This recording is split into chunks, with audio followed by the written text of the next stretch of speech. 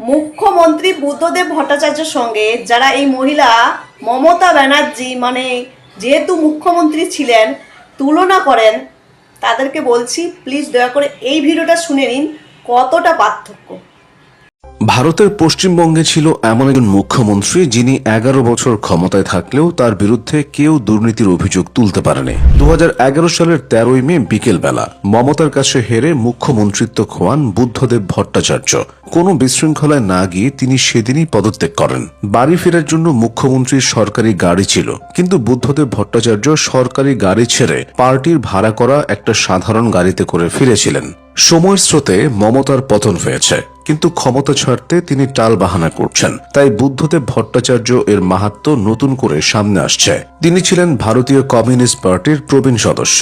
প্রখ্যাত কবি সুকান্ত ভট্টাচার্য ছিলেন সম্পর্কে তার কাকা। ছাত্রাবস্থা থেকেই তিনি বামপন্থী দল কমিউনিস্ট পার্টি বা সিপিআই এর সাথে যুক্ত হয়ে পড়েন খাদ্য আন্দোলনের মাধ্যমে। 1966 সালে তিনি সিপিএম এ যোগ দেন। 1971 সালে তিনি সিপিএম পার্টির পশ্চিমবঙ্গ রাজ্য কমিটির সদস্য হন। 1977 সালে বুদ্ধদেব ভট্টাচার্য প্রথমবারের মতো উত্তর কলকাতা থেকে বিধায়ক নির্বাচিত হন।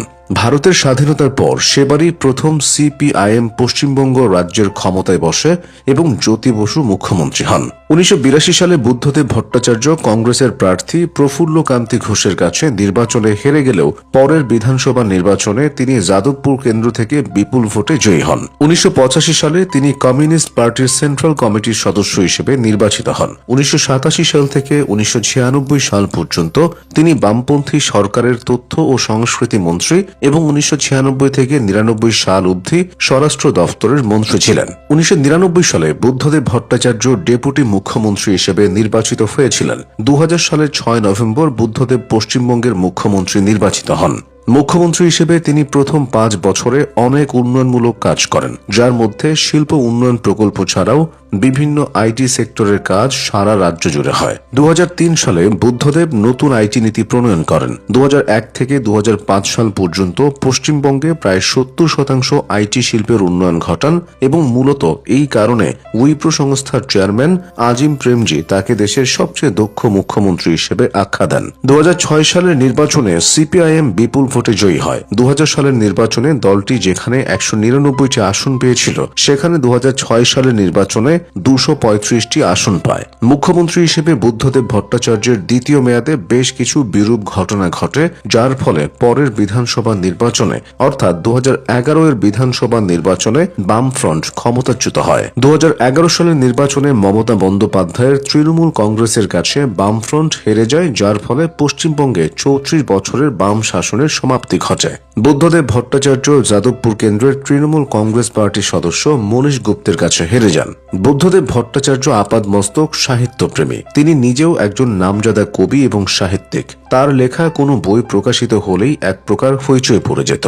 বুদ্ধদেব ভট্টাচার্যের লেখা নাৎসি জার্মানির জন্ম ও মৃত্যুর প্রথম সংস্করণ ফুরোতে সময় লেগেছিল মাত্র 3 দিন।